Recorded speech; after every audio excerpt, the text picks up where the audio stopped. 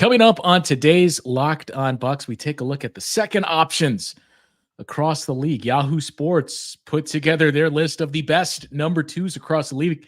Damian Lillard was included, but did he get a fair shake? We get into who are the best second options across the league and where does Dame fit into that mix? Plus, we bring you up to speed on some news you may have missed the last couple of days. That comes your way next on Locked On Bucks.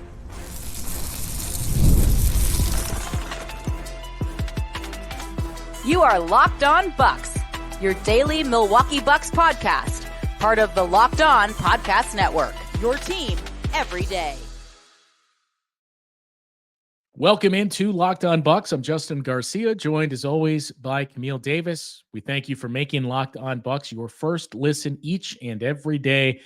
As always, free and available wherever you get your podcasts. You can find us on YouTube as well, all part of the Locked On Podcast Network, your team every day. Today's Locked On Bucks is brought to you by Game Time. Download the Game Time app, create an account, and use the code LOCKEDONNBA to get $20 off your first purchase. Camille, we'll put the direct link to this ranking in the episode description so our listeners and the everydayers can see what we're citing here. But the impetus for this show was we were actually talking about Damian Lillard quite a bit in the offseason and our expectations for him.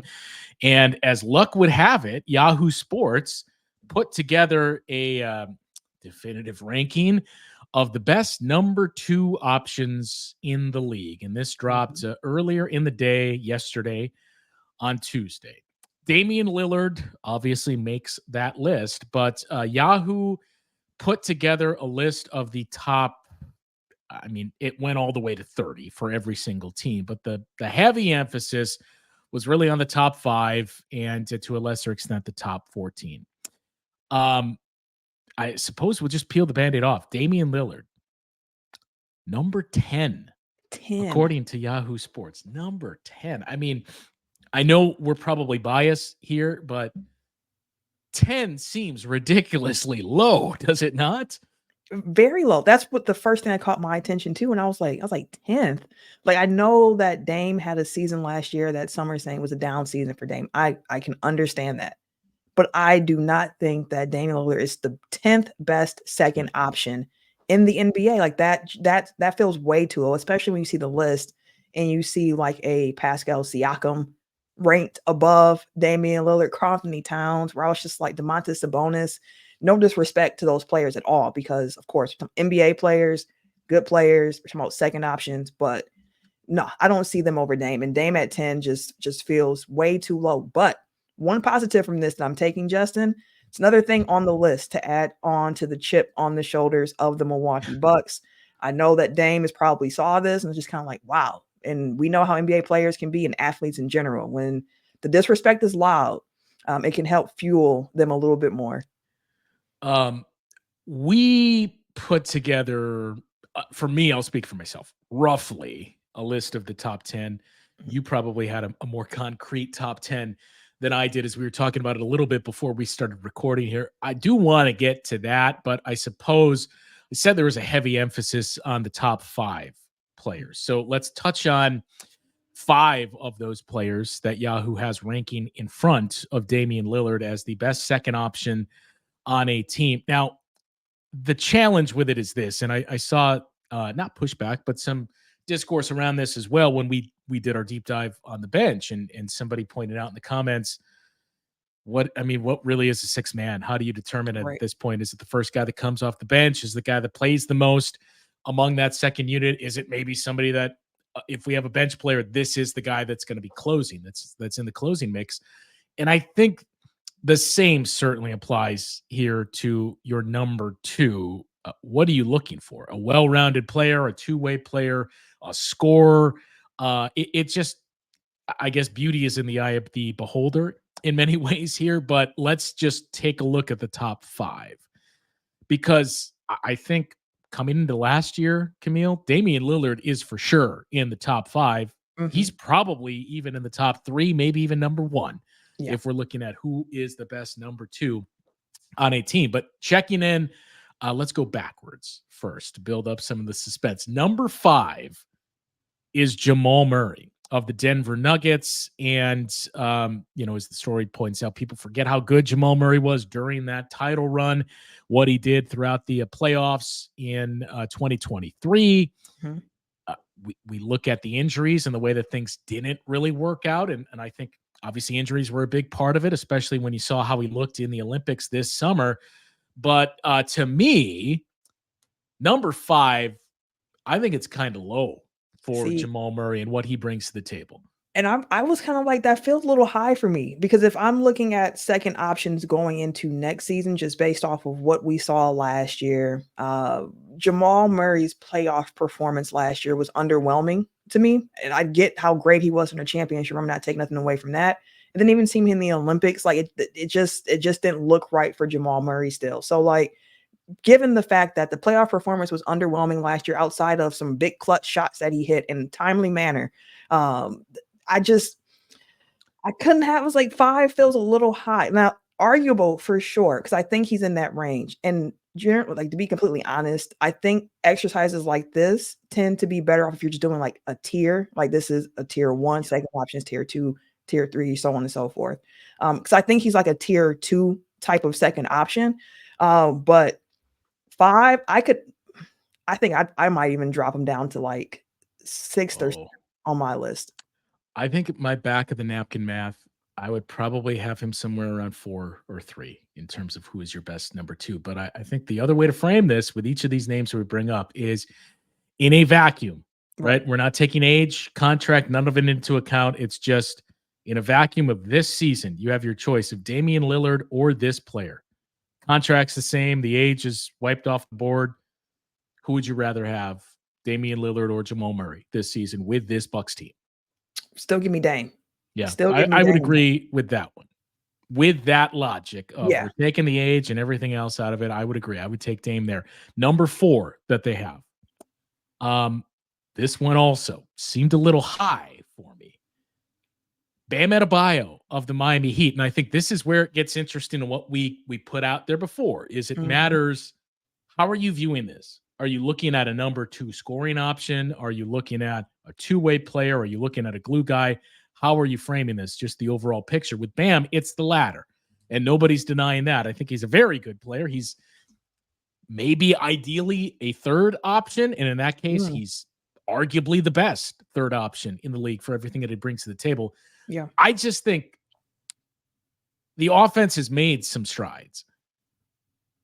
And I know he's the hub of their offense too. So you can't necessarily just look at the scoring numbers. It's everything else that he does.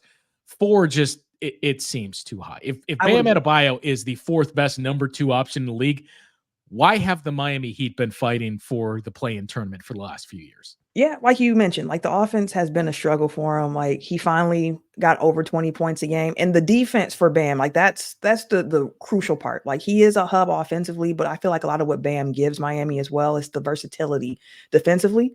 So like, I'm not trying to undersell how important defense is, because I think a lot of times when people think of second options, it's who's going to get, be able to put the ball in the hoop, who's got the offense, who can score, who can take over if the main guy goes down, so on and so forth. But like Bam being the 4th best second option, I don't agree with that.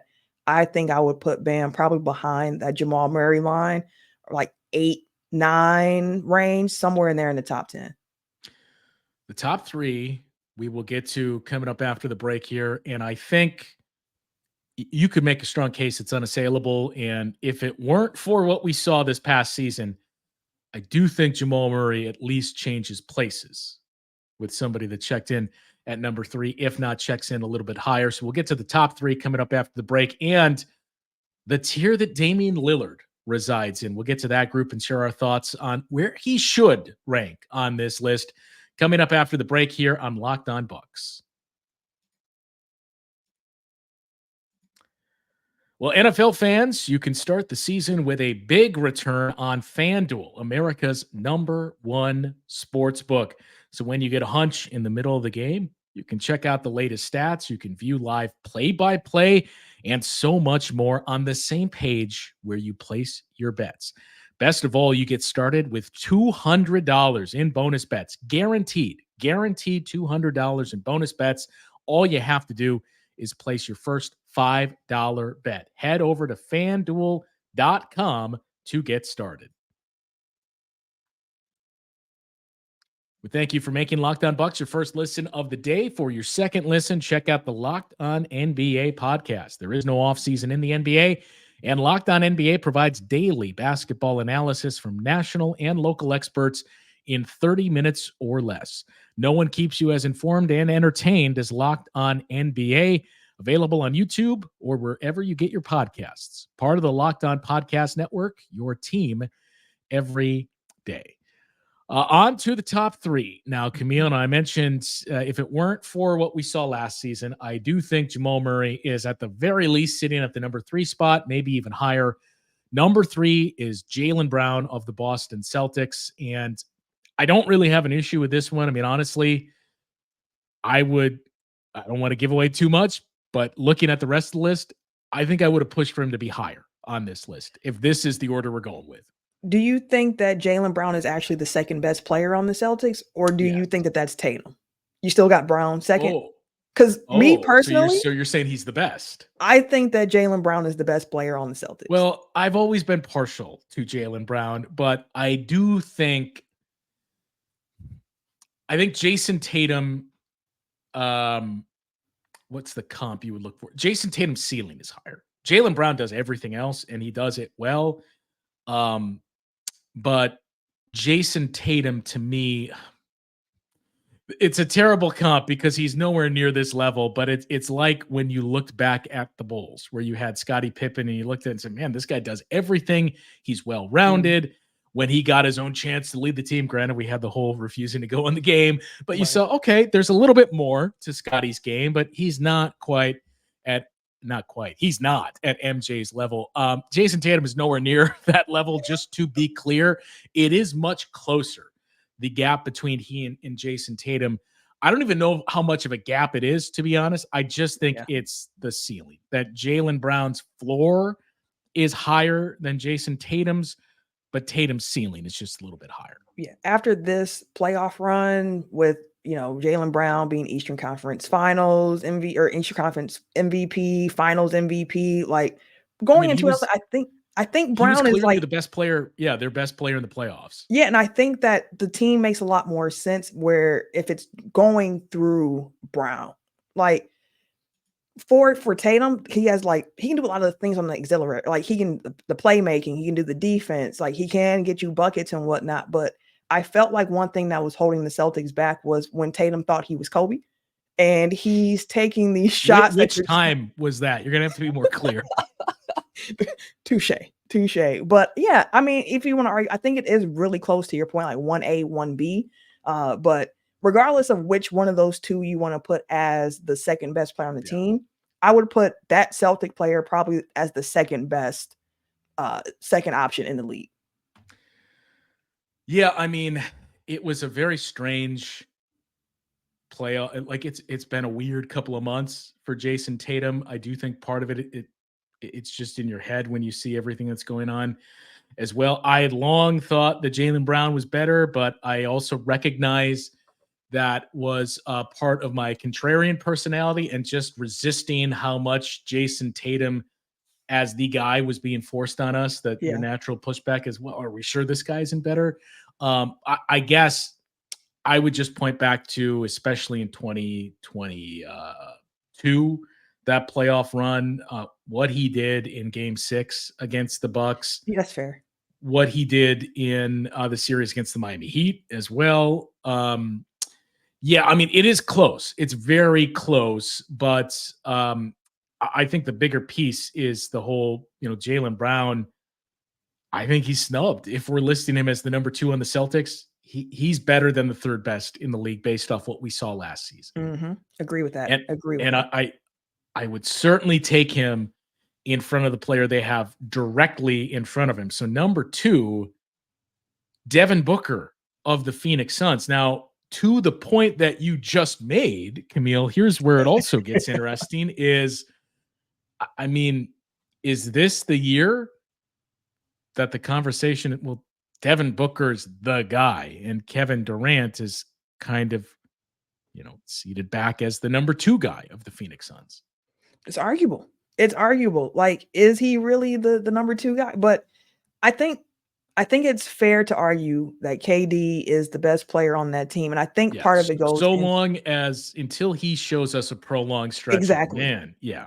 And I think too, again, I know the Olympics isn't the NBA, but to see again what he was able to do in that competition at that level when the team was counting on him too, like you can still see just the talent. I mean, he's a 7-foot offensive threat. It's really hard to stop somebody at that height with the offensive bag that he has. So yeah, I have no qualms if you have Kevin Durant as the best player on the Phoenix Suns. I can get why some would still say it's Devin Booker because it was his team first, so on and so forth. But yeah, Book as a second option, I don't have him higher than the Boston guy. Whichever Boston guy you want to pick and put in that situation, I would take them over Devin Booker.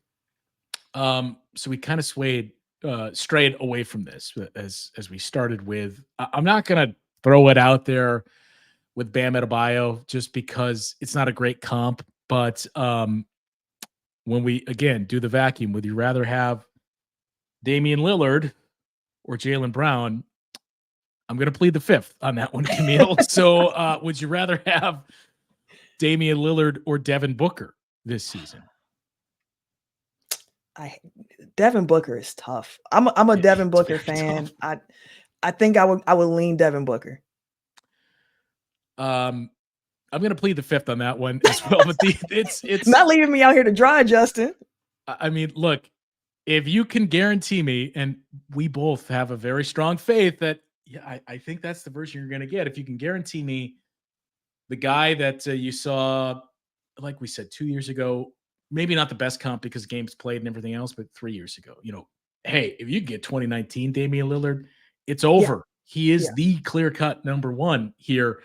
But Damian Lillard, what Devin Booker does is what you need from Damian Lillard, and you've seen it consistently from him for the last few years. So that's why that one is a tough one. Number 1 on the list, and as we mentioned, we'll circle back to the group that's in that tier that Damian Lillard is shortly here, because we got a lot of gripes with most of the names that are in this group with Damian Lillard.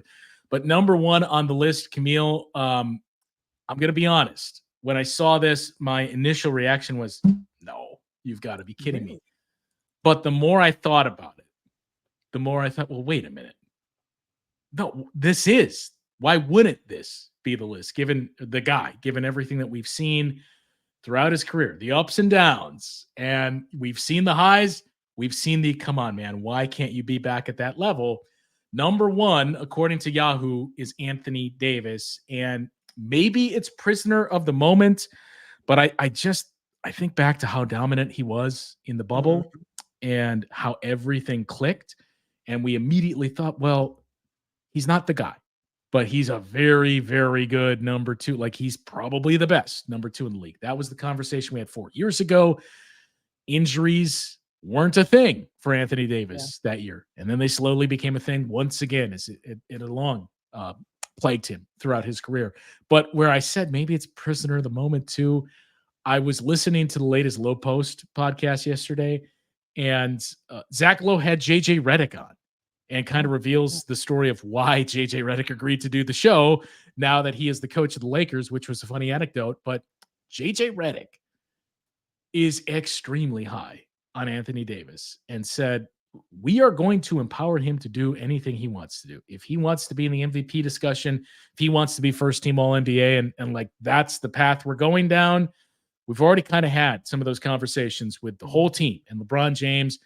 He's going to be empowered to do that. And it got me to thinking, we talk about turns and we talk about granted, it's going to take the Lakers to outplay expectations. Right. But could he be the dark horse MVP candidate? Listen, I don't think that's out of the realm possibility. I thought that he could have been in before last season. I thought that was an interesting name to throw into the MVP race because, again, I look at the Lakers. LeBron James is LeBron James. We understand the importance that he has on this team, but because of what they do and what Anthony Davis is to that team defensively, he is such a big part of the Lakers. Like, if Anthony Davis is playing well, the Lakers are generally looking really, really good. because of, again, the defensive responsibility that he has on his back, and also offensively what he can do. Like Anthony Davis can fill it up. Now, the 3-point shot hasn't been, I think, as good as people assumed that it was for him. I mean, surprise, surprise, it hasn't been as good for him or a lot of people since you left the bubble. Right. So, like, I think, I mean, we may joke on technical foul saying people think that Anthony Davis has a higher 3-point percentage because his shot is just prettier than like a Giannis, but it hasn't been that much better from three for Anthony Davis than it has been for Giannis over the last few years. But regardless of such, I think without question, Anthony Davis is the number one second option in the league. And I could see some people, I have heard some people argue, is he the number two or is that LeBron at this point? Which I can understand it because LeBron himself, when he got to LA, he was saying like, hey, we're doing all this to build you up to be the guy and I support you. And I think as LeBron keeps getting older, like, yeah, he's going to need his teammates to do a little bit more. But like LeBron is such a once in a lifetime type of player that even him at 40 is a solid number one option for a team. You know, it's crazy to your point. What do you think? You probably know this given that you brought up his shooting, but what do you think he shot from three last season? Last season, was he around what? 29, 30%? 27%. Woo. The year prior to that, 26%. The year prior to that, granted, he only played 40 games. But the year prior to that, 19%. So Giannis he has not shot above 30% from three since the bubble season, since the 1920 season. And, you know, he had been 32%, 30%, 34%, 33. I mean, 33 years ago, when we're talking about, you know, 2019, 2018, around then, that's very good for a big man, but we're seeing high 30s from bigs now. So that is kind of the outlier there with the Anthony Davis, how the eye test doesn't match the numbers that we see. All right, we mentioned the tier that Damian Lillard is in. We will get to that group because, oh boy, is there a lot in this group with Damian Lillard that frankly should not be. So we'll get to that and get to some of that news that we mentioned coming up after the break here on Locked On Bucks. You've heard Camille and I talk about Game Time, how easy it is to find your tickets to any event you're going to, not just sports. If you're going to concert, comedy, theater, maybe some wrestling, anything you can think of, use the Game Time app for the best ticket purchasing experience. They take all the guesswork out of it, make it extremely efficient and easy for you. And as we mentioned before, maybe you're going on some road trips. The summer is ending. May have just gotten off the road to check off some baseball stadiums. Maybe you're starting a road trip this fall to check out some college football stadiums.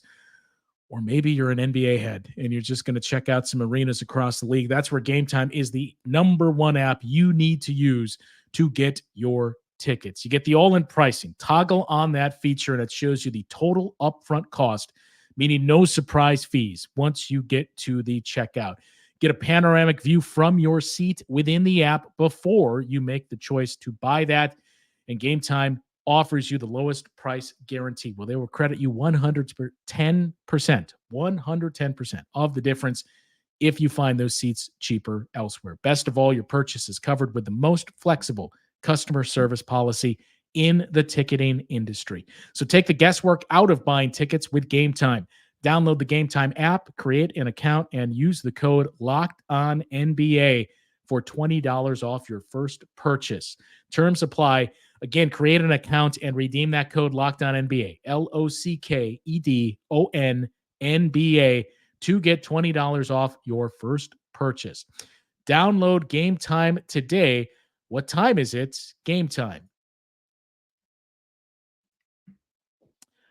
All right, and we didn't bring up the question around Anthony Davis and Bam Adebayo because, frankly, Camille, I mean, it involves other players. And if you're making that trade-off, would you rather have that? Well, it means you're getting rid of Brook Lopez. Right. And all the Bucks fans, and frankly, us too, as we've talked about throughout the summer, clamoring for more youth. And you got to have versatility in different ways you can play defensively. Those two give you that.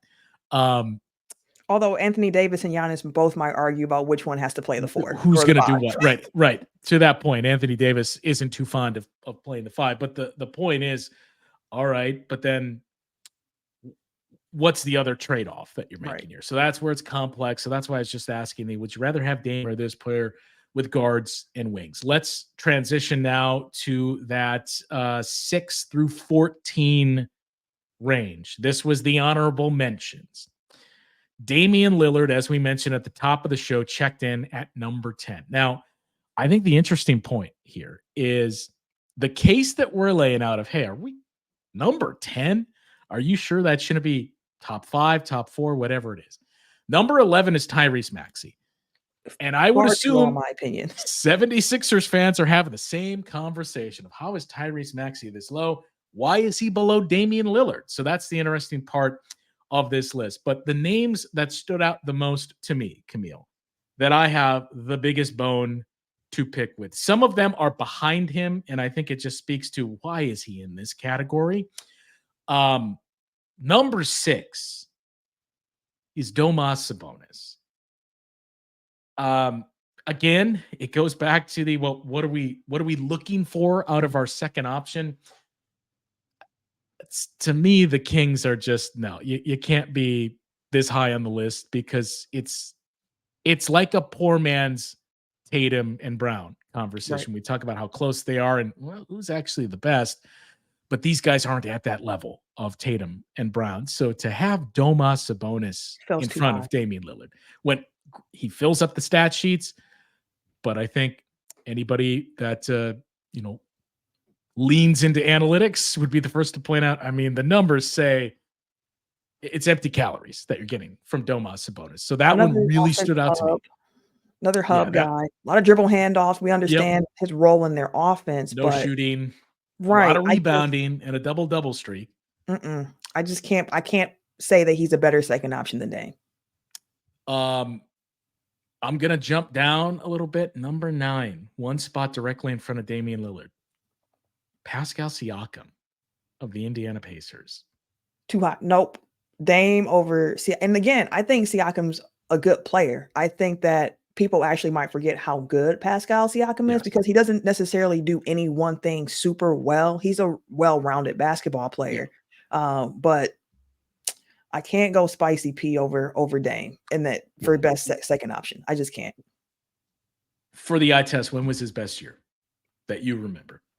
It's clear to me, like statistically, he's had better years, but his best role was 2019 when he was basically that was his first All-Star year, wasn't it?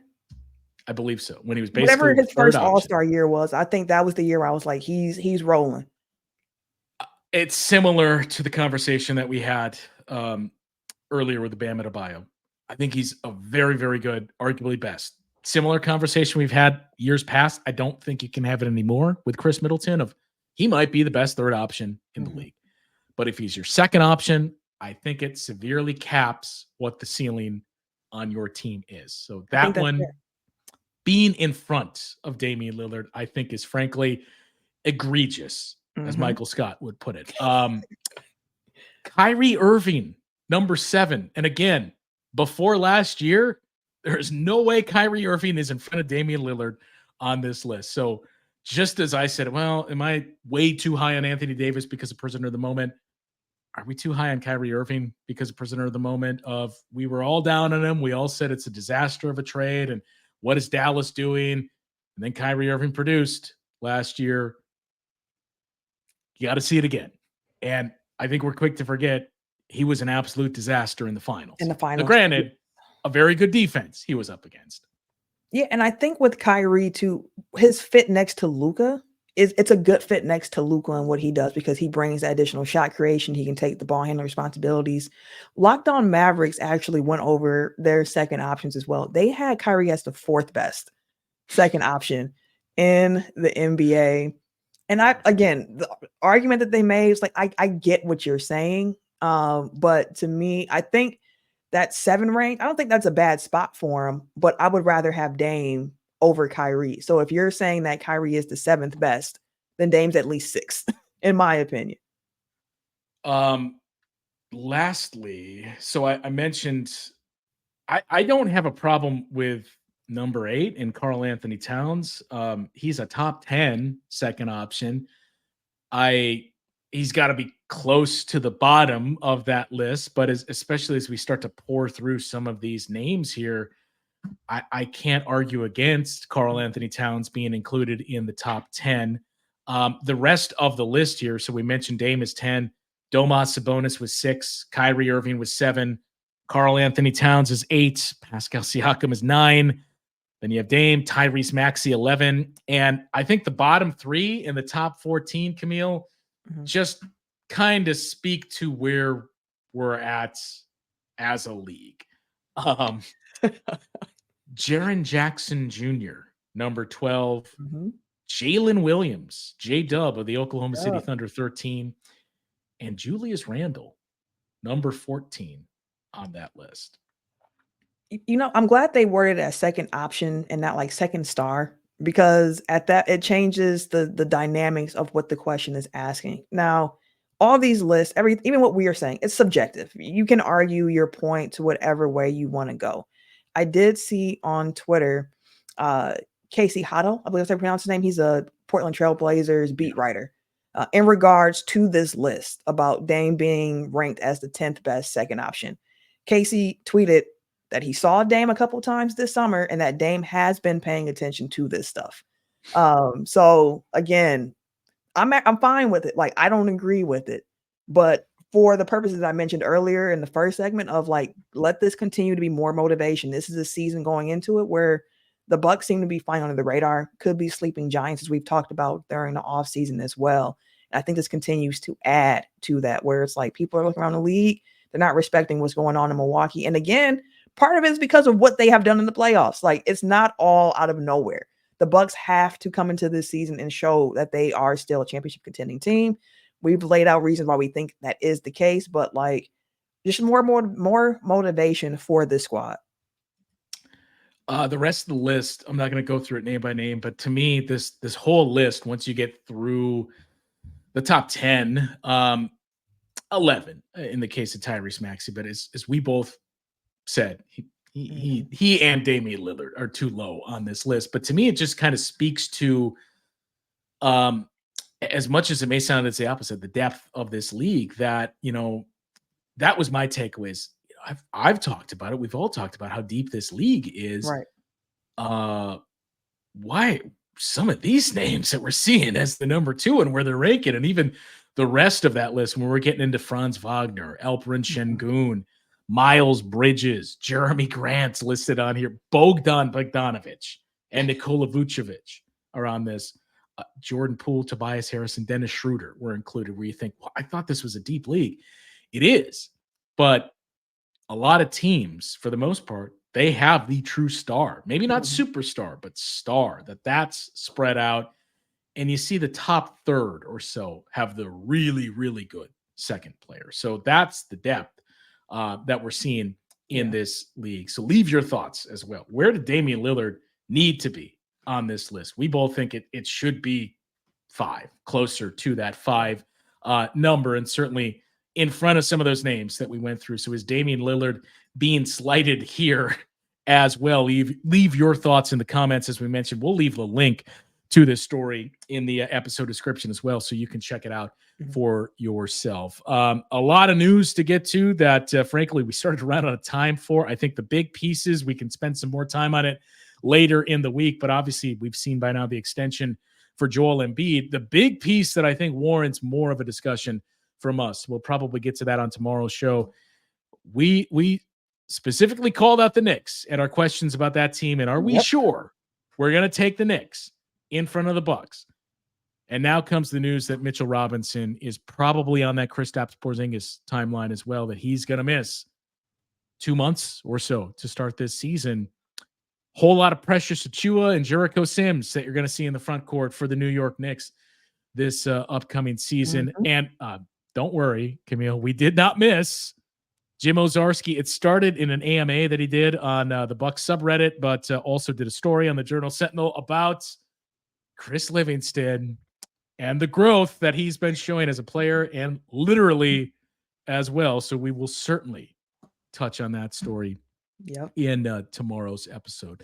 Leave your thoughts for the rankings here for the number 2 player. And how do you define a number 2 option? What are you looking for in that? Leave your thoughts in the comments, and we will get to those and address those on our upcoming shows. Any final closing thoughts on this list, Camille? This is the time of the season. Like, this is the time of the year. The lists are fun. I did see they also had the number 1 options list before the second options list came out. If any Bucks fans were interested, Giannis came in at 3rd of the best number 1 options. You can probably guess the 2 names who were ahead of him, Jokic and Luka.